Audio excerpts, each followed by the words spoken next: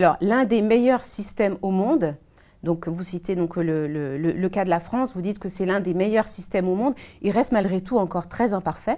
Bien sûr. Que propose la CGT pour l'améliorer?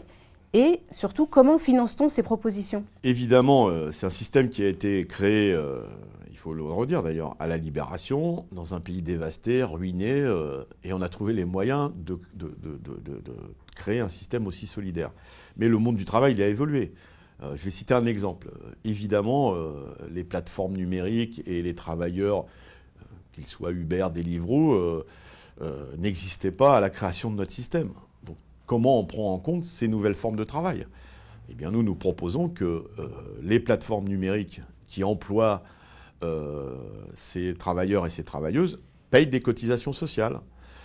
Voilà un exemple concret d'un système dont la base est très bonne, mais qui doit évoluer pour permettre la prise en compte de nouvelles formes du travail. On pourrait citer la prise en compte aussi, c'est ce que propose la CGT, des années d'études, d'une partie des années d'études ou des années d'études supérieures, par exemple. Généraliser ce qu'on fait pour les apprentis, en tout cas les augmenter pour les apprentis. Donc un système qui doit prendre en compte ces questions-là. Alors pour les financer, c'est le principe de la solidarité. C'est que on paye selon ses moyens et on reçoit selon ses besoins. Il faut arrêter d'exonérer les grandes entreprises du CAC 40, par exemple, de cotisations sociales. Il faut taxer plus que ce qui n'est fait aujourd'hui, parce que c'est très marginal, les GAFA, Google, Amazon, Facebook, etc. Il faut que toutes les rémunérations soient soumises à cotisation.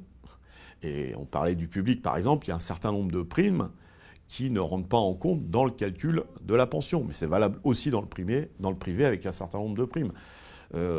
Et puis, une très bonne solution qui joue pour la vie active et pour les pensions, c'est d'augmenter les salaires.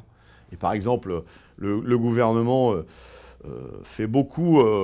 porte beaucoup la question de l'égalité des pensions entre les femmes et les hommes, parce que les femmes, effectivement, touchent moins en retraite que les hommes. Mais il n'y a pas besoin de réformer le système des retraites pour ça. Il suffit de les payer à l'identique durant leur carrière professionnelle. Or, on sait bien qu'il y a, en prenant en compte les temps partiels imposés, un écart de 27% de salaire entre les femmes et les hommes en défaveur des femmes. Donc il y a des mesures très concrètes à prendre.